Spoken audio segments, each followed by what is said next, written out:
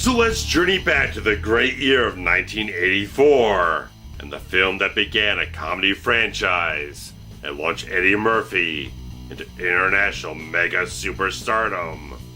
with Beverly Hills Cop.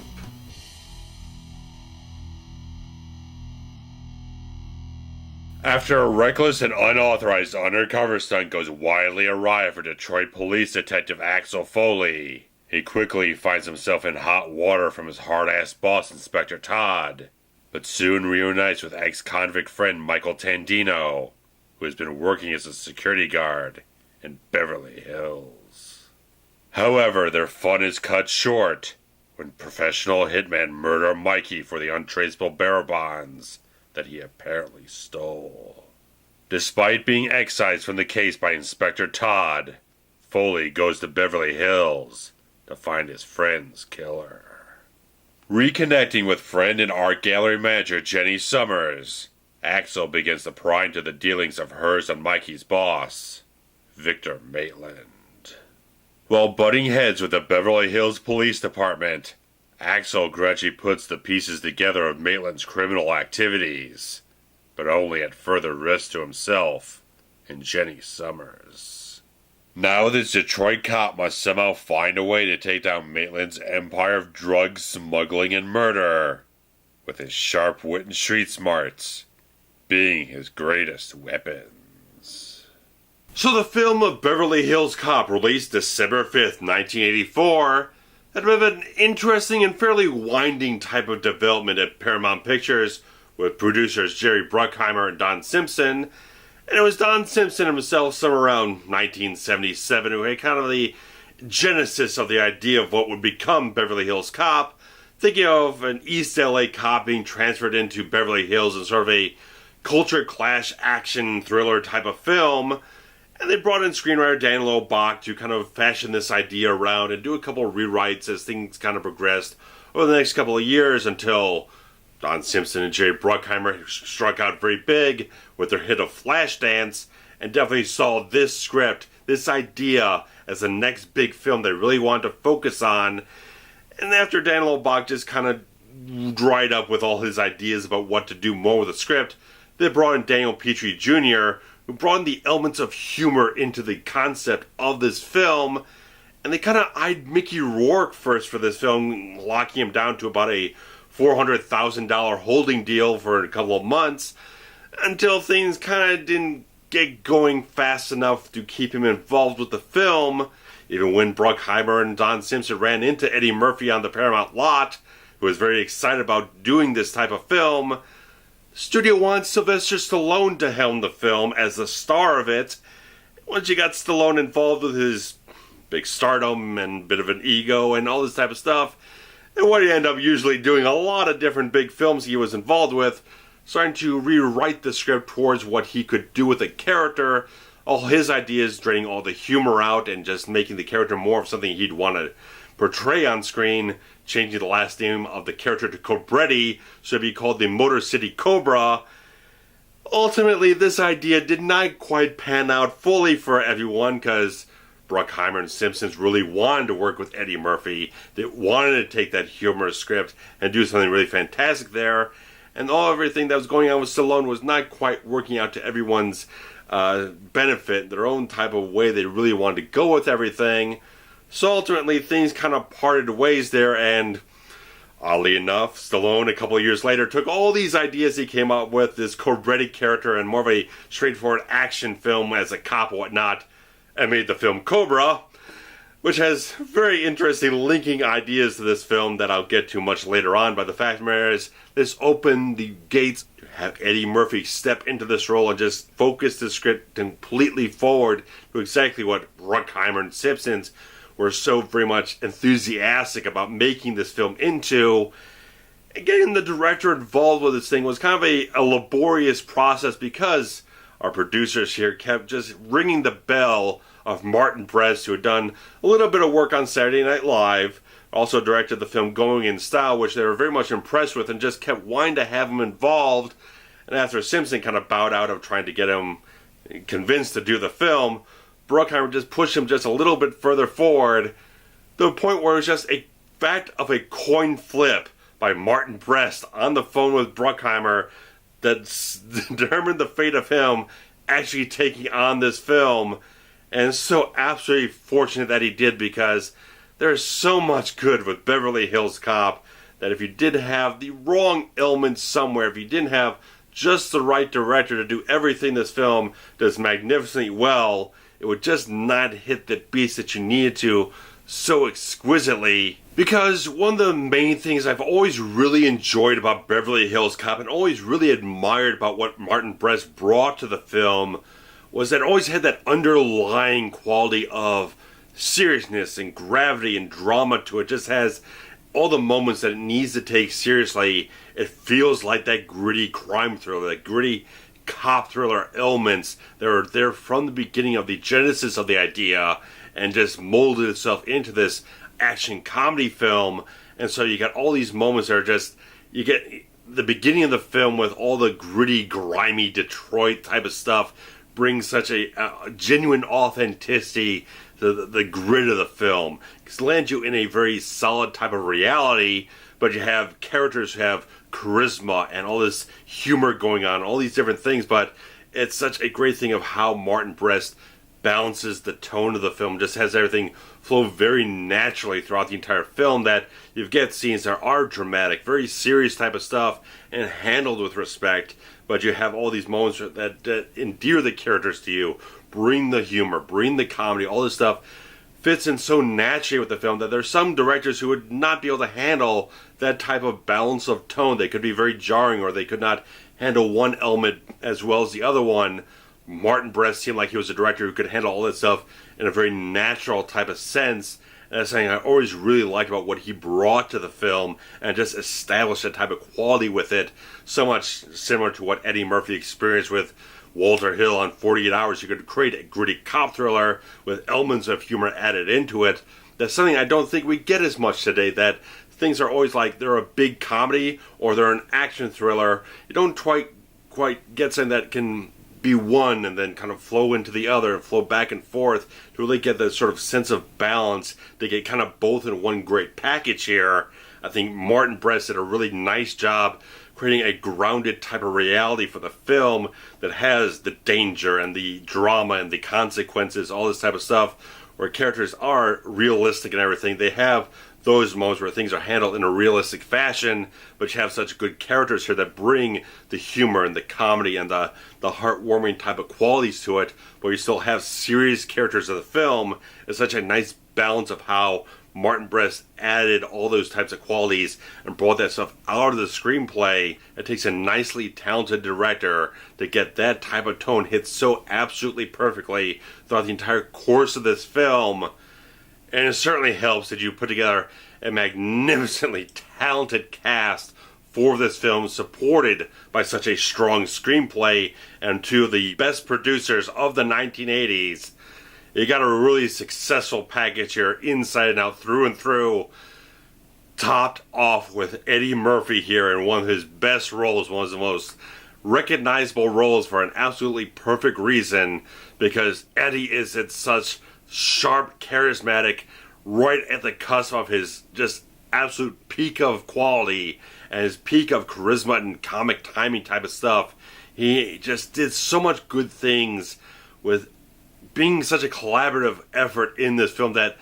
Martin Brest did allow everyone to kind of add in those elements of improvisation to their roles, to kind of find that gelling, that kind of charisma and all that chemistry between every single character and every single actor, whatnot. And Eddie was always that type of guy who he would improvise a scene and work on that type of stuff, but he would never overtake a scene. He would never take control of the scene away from another actor. He'd always work collaboratively with the other actors to make sure everything that he did worked towards the characters and the ensemble and the story and the plot of the film. He never did anything to tear anything away. He was working with everyone to make the best film possible, make the best scenes possible, and work everyone in the right tone, in the right ways, to just have everything balance out really nicely. And he embodies and builds up a character here in Axel Foley, who is a smart cop, that is a guy who gets a little bit ahead of himself, gets himself a little bit in deep trouble, whatnot. But this guy who's just, he isn't savvy enough. He's got the smart intelligence and the cunning and the cleverness to kind of use all these elements of comedy of the character to push the plot of the film forward. The film never really does a whole lot with comedy that doesn't kind of push something forward in the film. It doesn't tend to have comedy just for comedy's sake, like in many cases where he's just kind of using that little savvy, that quick-wittedness, whatnot, where he kind of just slip his way into Victor Maitland's office or the country club or whatnot, or especially when he's in the U.S. Customs warehouse or whatnot, he uses all that comedy savvy to really kind of use it towards the progression of the character's investigation and the plot moving forward. Is all these smart little things that they just weave all that stuff into the character, move it into the story, integrate it into the progression of the storyline that's going forward. I think that's very smart type of writing, and just having this character portrayed by Eddie Murphy have all those things kind of work naturally for the character, instead of just trying to shoehorn little comedy bits in the film that kind of go off on a beaten track. This feels very, very much right in line. Just feels like the film has such a straightforward and streamlined type of way of handling its characters and moving the plot forward and having everything integrated into the momentum of the film. It's such a nice piece of writing, and just having Eddie Murphy working so well in this film in such a pleasing type of way, having this endearing character he's a very loose type of character, that he's a cop who's affiliating with an old friend who's an ex-con now. So it's like, you could get that sense early on that this guy he's not that strict type of guy like the Beverly Hills Police Force is. He's much more of a guy who's loose. He kind of plays things a little bit off the cuff. He just kind of plays things as he feels them or whatnot. So it's like, it's nice having that, again, that culture clash element where this guy who does work in Detroit is a little bit more off book, a little bit more loose in how he just kind of works things and such. Then you got all the Beverly Hills Police Force who are just completely straight and narrow, by the book type of guys. So it's like, again, you have this character who has to kind of work against the system, kind of push and pull and bend things a little bit towards himself as the film goes on. So it creates a little bit of adversity there and allows the character to kind of be improvisational, be kind of innovative and kind of imaginative in what he has to do to kind of work his way through on this sort of unofficial investigation he's working. So how they write the character in that type of fashion, just having this guy who has to kind of work between the cracks of everything, is a really smart type of way of just putting the character into the situation. Just having, again, Eddie working all his magic in this film, just working so well with absolutely everyone in this cast, having great chemistry, just having all this rapport, and just hitting all the different beats, and not just the comedy beats, the moments where he does have to get a little bit serious and get into the action beats or whatnot, still handles himself completely great. He does all these little beats so very well. He just, again, with Martin Brest's direction, switches those tones so well in the film. It's nicely done to get a nice rounded character overall who's not just comedy. He can handle a little bit more of a subtle beat here and there, a little bit of a dramatic beat. It's nice how he can just move that tone around a little bit and adapt to the different circumstances of the film. Eddie Murphy does a fantastic job of this film, and there's no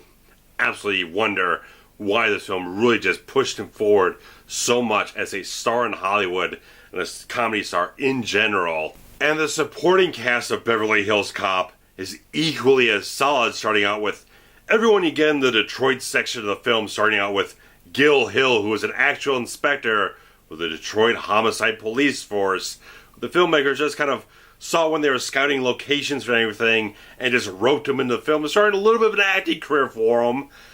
And he's such a great character in this film.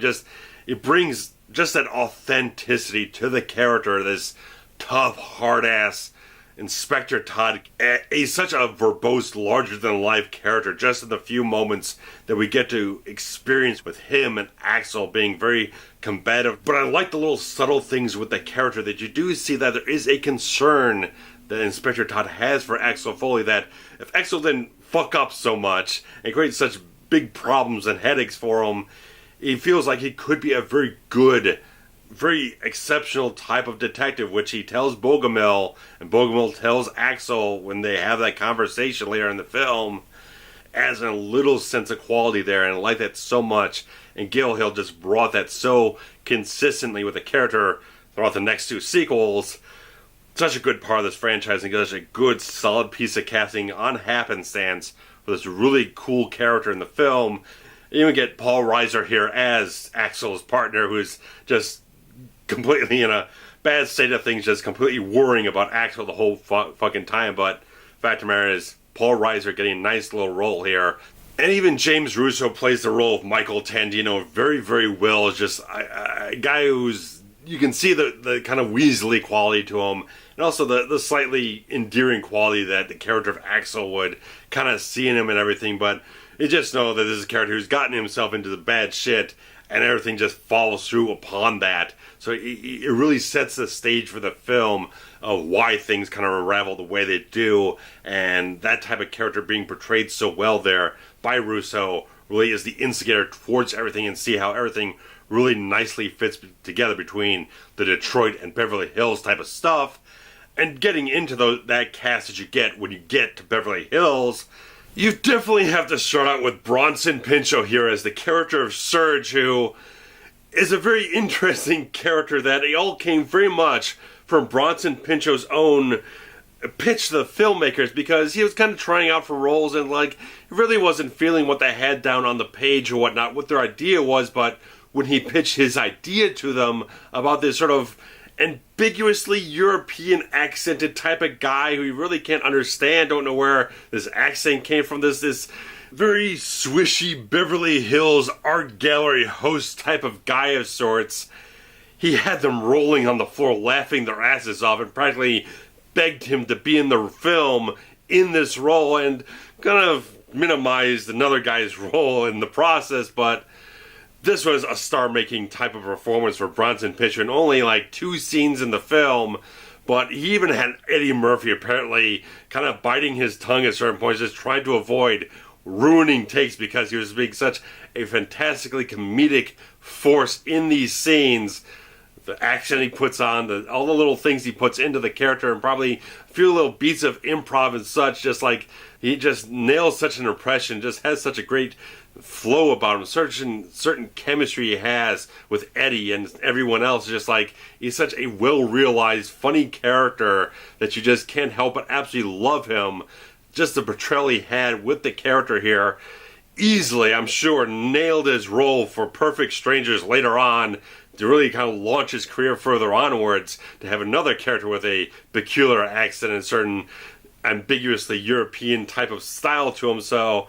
this was definitely a role for him that he just completely made his own, fashioned it for himself, and really just launched himself a little bit into Hollywood stardom himself. And again, Lisa Eilbacher here is Jenny Summers, who's a character that's a really good cog in the entire scheme of the film, because she's connective tissue back to Axel, works for Victor Maitland in Beverly Hills, friends with Mikey Tandino, so everything weaves itself together very nicely through her character,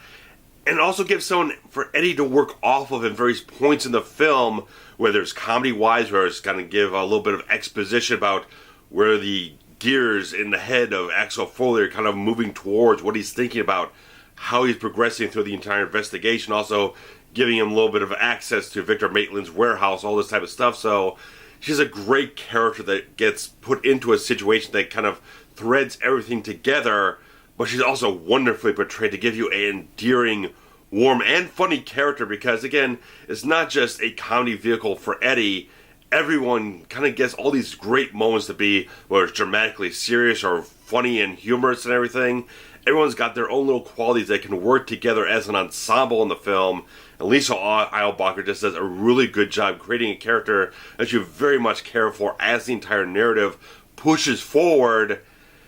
And then you get John Ashton and Judge Reinhold in this film as just a perfect comedy pairing. They've got such that classic element of just the contrast between the two characters, where you've got Taggart, who's the seasoned veteran, the guy who's very straight and narrow, very serious type of guy,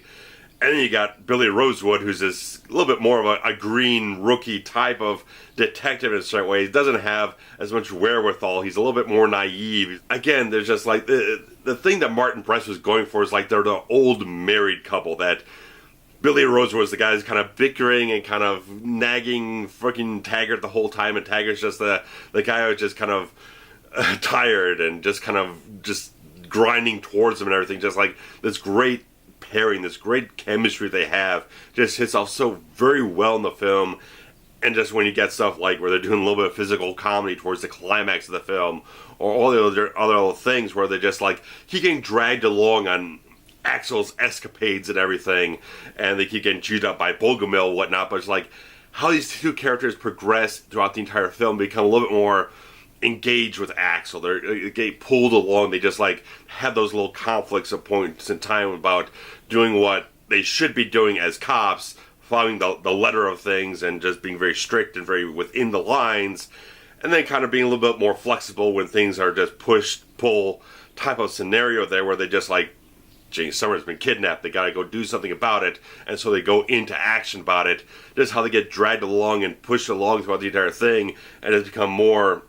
endeared towards Axel in a certain way. It's a nice way how these characters progress through the film, become friends with Axel. And Ronny Cox is such a really good actor that I know many people really kind of know him more strongly from his villainous turns in Paul Verhoeven movies. But it was always Andrew Bogomil here as playing completely opposite end of the spectrum from those later roles that I've always really been endeared by, really kind of connected with as my vision of Ronny Cox here and everything, because you get this character who is that straight-laced sensibility as a complete professional type of police lieutenant, a nice little counterbalance with Inspector Todd, who has some of the same qualities but approaches things from a different mentality in general, that he isn't a very hard-ass type of guy. He has much more that even-tempered type of sensibility to him that you could feel this character. He is one, again, who cares very much for the guys under his command, but he's also a guy very focused on getting the job done, following the orders, being, like he says, doing everything very much by the book in this Beverly Hills Police Department. But I just like how you get the kind of warm quality with the character that eventually there is a point in the film where Axel's become such an irritation, and he knows that there's just something that Axel is just very much incessant about following up with Victor Maitland and whatnot. At a certain point, he opens things up and is allowing things to just kind of be more flexible, kind of break that type of rigid type of by-the-book mentality and just trying to resolve the situation as best possible, explore the best options that he possibly can, but is also a little bit kind of hampered by the chief and everything. So it's like, I just like, again, how this character progresses, and you see a little bit of warm, sort of fun quality with the character later on in the film, where at first he kind of doesn't go along with the super cop story, but at the end you see him spinning his sort of fabricated story to the chief and everything that cover up the entire mess that they've kind of gotten themselves all into. So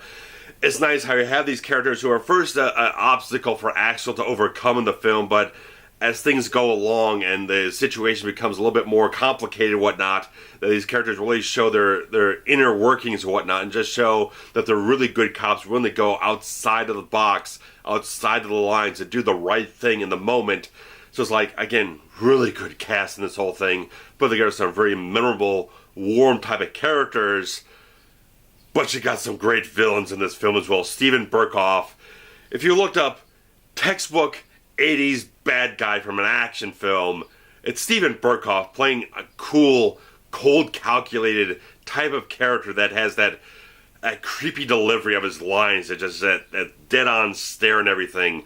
Everything he has in his makeup to really just dig into the character of Victor Maitland and just make him a serious threat in the film.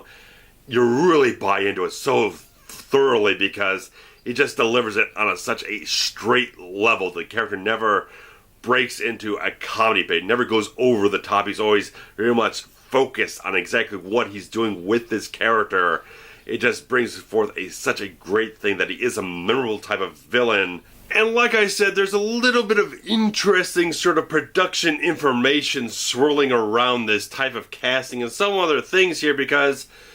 like I said before, Stallone was originally intended by the studio to be the star of the film, but ended up introducing a whole bunch of concepts and such that really didn't jibe with everyone, so he ends up going off and making the film Cobra a few years later, which was also based on a book called Fair Game, which in 1995 was made into its own film starring William Baldwin and Steven Berkoff as the villain, after Steven Berkoff had already been the villain in Beverly Hills Cop, originally intended to star Stallone and be the villain in Rambo First Blood Part 2, which did star Sylvester Stallone. So a nice little kind of tie through the weaving aspects of all these little ideas that kind of go back and forth between one another. And Stephen Berkoff's an interesting sort of cog between everything there. So I always found that a very fascinating little thing there, but his performance in this film was just very consistent. What he would end up doing as villains throughout the rest of his career and everything, just had icy cold British bad guy demeanor and everything. He just got a good look to him, good portrayal. He makes a solid impact on the audience, and backed up by Jonathan Banks as a freaking henchman or whatnot, who's one of the best character actors that's ever been, and still getting fantastic work today. You got a really good pairing there between the two of them, just play every single moment of the film so absolutely perfectly, like the entire rest of this cast. Just every beat is hit so well, and having Martin Brest be able to direct everyone so nicely to allow the comedy beats to have a sense of improvisation, a natural flow to everything. Everyone has very solid chemistry. Everyone works off of everyone so nicely throughout the entire course of the film, whether it is the humorous beats or a little bit more serious moments in the film. Everything just works off so excellently. I just can't imagine this film being cast any differently or directed in any different style whatsoever. And following on from their smash success of Flashdance and its very popular soundtrack, producers Bruckheimer and Simpson really wanted to push forward again with another stellar soundtrack here for Beverly Hills Cop, with a very meticulously selected set of songs by Martin Brest, who, even with working with the record company, wanted to push certain other songs into the soundtrack. Bruckheimer and Simpson very much trusted what Brest wanted to do with it and allowed him to select the songs that he wanted for particular sequences, especially with, you got Pointer Sister with Neutron Dance and that opening chase sequence and whatnot, which really gave the right vibe to the film right from the outset. Just give a fun sense of things with a nice energetic type of track that had a pop sensibility to it. And even opening up the film with The Heat Is On from Glenn Frey, who was a Detroit-born rocker previously of the Eagles. Every little song in the film just has the right vibe, the right thing going forward, the right energy. Like Patti LaBelle, Stir It Up when you're first jumping into Beverly Hills. Everything has the right flavor to it, just has all the right elements to keep the momentum of the film moving forward, to give it that type of pop sensibility, just give the film the brightness, the vibrance it needs from the soundtrack to keep going forward. And even having Harold Faltermeyer as the man making the score here, making the iconic Axel F theme or whatnot, is a perfect choice to have him score the film and just give it, again, nice, the right flavor, the right type of quality, to keep things light where it needed to and give it a little bit more of that edge where it needed to in the climax of the film, where you just get everything's a little bit more dangerous or whatnot. He just moves with the flow of the film to create the right score at the right points in time, to give it the right levity, the right gravity, all these different things. He does the right things at the right points in time there, and just like every music selection is just so perfectly well done. It's kind of interesting that the film was released in December of 1984, but the soundtrack album didn't hit until the next spring in April, so it's a very odd type of thing, but there was like a couple of singles released, and some of the songs on the soundtrack had been previously released on the artist's previous albums and whatnot, so it's like some of the songs were already out there before the soundtrack was compiled and put out to the public and whatnot, but kind of an interesting thing that almost took like another 5 months or whatnot before the soundtrack was given a release and everything. But back then, films played for a much longer period of time, so the film was probably still playing in a lot of theaters by the time the thing hit. And there were several music videos produced for the film to just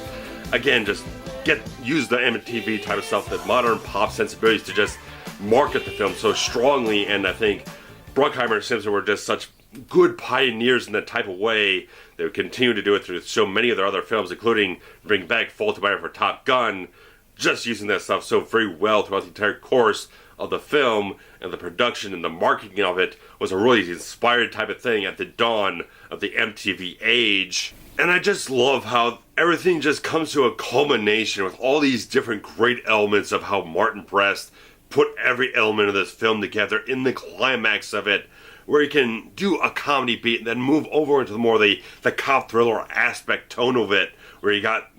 Rosewood and Taggart outside having these little comedy banter exchanges and whatnot, but then you go back inside of the house and you've got these tense sequences of Axel just kind of creeping around, being stalked and hunted by the bad guys and whatnot. It's such a great thing that you can just mesh and meld and kind of easily move between both things and make them both equally well executed and get the equal amount of entertainment value from the tension and the comedy and everything. It's such a great balancing act. Again, just so many directors could just not quite hit that type of fusion of everything to hit from one beat to the next and move back and forth so